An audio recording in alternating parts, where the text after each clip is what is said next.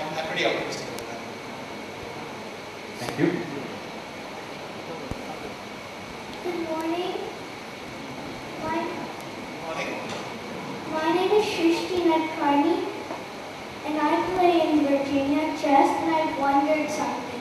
Is it always good to castle before the 12th move?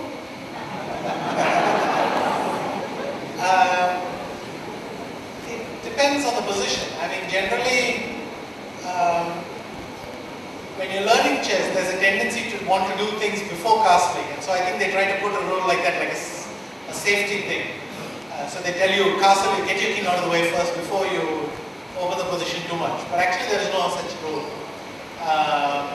If the position justifies it, you can delay it for much later. But I would say at the beginning, it's a useful route to follow so you don't miss something. Let's put it that way. Okay, I've got a lot of questions about your preparations. How do you prepare just before a tournament? I know you've given us a few insights, but what would be a regular day just before a match, big game? And in fact, there's one question is that what do you think just before the first move? Okay. So there are different kinds of preparation. There's a preparation when I'm home. There's nothing in the calendar coming up very fast. That's one kind of thing. So I can work for 2 or 3 hours a day just for fun, just to keep up with the developments. I can work maybe 5 or 6 hours a day before a tournament. And there is the work I do during a tournament. And then of course World Championship matches is another level where you have 9-10 hour days working, and then you have a team of 4 or 5 people working as well. So that's roughly the scale. When I'm training for a match, for instance, the routine is wake up in the morning, do an hour of exercise or something, shower, get ready, have lunch, then work from about noon till midnight, with some breaks in between. You go for a walk or you go for dinner. I would say 9 to 10 hours in total. Then on a regular day, I try to keep the exercise routine going because it's very important to build up stamina for chess tournaments. If you don't know why that is, you actually get tired playing a lot of chess. And if you don't want to, at the end of the game, start making elementary mistakes of calculation, the sort of mistakes you make when you're tired, then you need to sort of pay some attention. So we obviously don't have to develop one muscle or the other, but you need to be sort of fit. And so when I'm working for 2-3 hours, I'm just going over all the recent games and trying to, this is interesting, and you sort of mentally put these things into a to-do list, which you'll address later. Then when you're doing slightly more intensive work, you'll take these areas that you've identified and focus on that a bit, try to be a little bit thorough. And for the heaviest kind of work, well, you can just multiply. Do you have a physical exercise regime? I mean, a question had come from behind saying that do you follow particular exercise routine or something before it? No, I have people I go to in Chennai, basically to take care of posture and general fitness and so on. I think it's very easy when you're playing chess to overlook these aspects. So I try to take care of those things. And I also try to do a lot of exercises to deal with stress.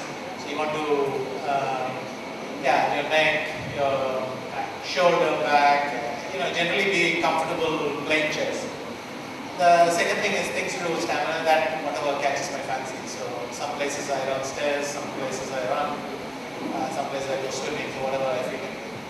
So physical aspect is important when it comes to chess as well. So a question from Vinadi Gaurav.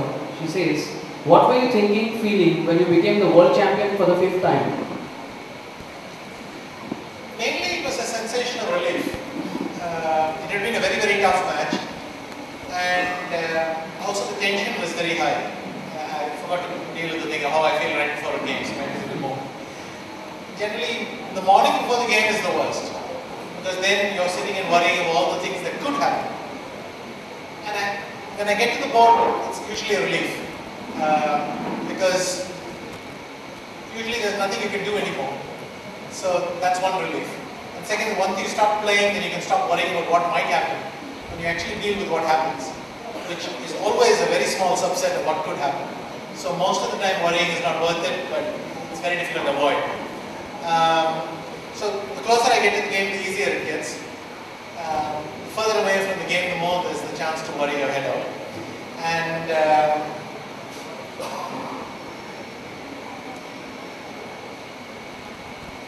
in this match, the same feeling. Every morning worrying, and it's been going on for weeks. So when it finally finished, there's just a relief that you don't have to do this anymore. And I think maybe a week later, I start to feel a bit satisfied. But most of the time, it's just a relief. Thank you, sir. We have a chess lover, Mr. Sivaswamy, who who's actually commented saying that you're a 5-time world champion. Can you please make it 10 times so that nobody can break the record? What are your views about that? How far do you see yourself breaking records or just being up there for us? Actually? Well, thanks for the encouragement. I would say that I'm of course delighted to get to 10, but before you get to 10, you have to get to 6. So, and when you play these matches, it's very important to forget the number and simply deal with the task ahead of you. On top of that, the candidate cycle is again very, very strong, so there will be a very tough challenger. But I'd love to go on as long as I can. Okay, I have a Dr. Saidat Kovalkar, if I can. Let's go. Yeah. Need a question? Yeah. Retrospectively, if you look behind in your 80s, what is Vishwanathan Anand of the 80s and today in 2012? I would guess in many things I was very naive and optimistic then. And it's not that I'm not optimistic now, but you know, it felt like it was a completely different era. So one of the things has been adjusting to, well, I'll put it this way. When I started, you had the World Chess Championship generally held by somebody from the Soviet Union, and you always heard all these stories about the KGB and spies and you know all this fantasy stuff. In fact, a lot of it is just invented stuff. But then you had this very funny feeling when you were. So the first time I ever played a tournament in Moscow, I was actually checking if my home was bugged and all that. It seems quite silly now, because nowadays I go to Moscow and I don't think about it. And I think the KGB has better things to do. But, so it was a very funny world to grow up in. Psychologically, a big difference is the way you deal with Russians. I mean, the first time I played, then you had the feeling that they were, even the taxi driver knew more chess than you. You know, you had this feeling of going into a country where they really take the stuff very seriously. And like that, you have many strange impressions which slowly got corrected. Otherwise, I try to be as optimistic as I was before, and that's a good thing to have. But when you're young and everything's in front of you, it's a very nice situation. Sometimes I wish I could start again like that, but not that I regret anything, but you know, that feeling is I think the best thing I remember. So one last question from my end. Good morning. Just wanted to ask you, who was the most challenging opponent you faced? I would say in different years it's been different people.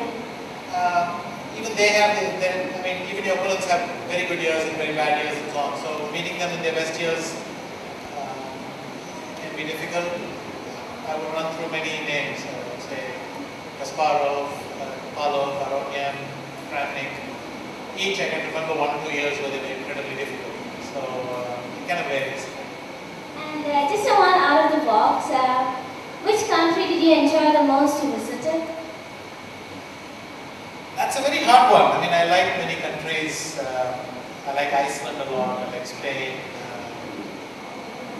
I like many countries in South America actually. Brazil, Argentina, Chile. But if you want to say that you do best in the tournament, the countries that you enjoy the most, then the clear winner for me is Mexico. I played 4 times, I won 4 times. And, but I think as soon as I got there, I felt very good. And I felt very happy there. So maybe at some level I would say it's Mexico. Final, we're going to wrap it up right now. Sir, I think everybody would like to know 2 things now at the final comments from you. One thing, you have reached a pinnacle of success that many of us just dream about. So 1, what is your definition of success? And 2, what message would you give to all these kids out here about what they should choose or what they should do in their life? Okay. My definition of success is when things are going well enough that you don't have to define it. And the main thing that I also try to bring across my speech is find something that you really like and do it often. It's very difficult to do something that you feel you're obliged to do, and it's much nicer to do something that you really enjoy. Thank you very much, sir. Round of applause. It was a pleasure interacting.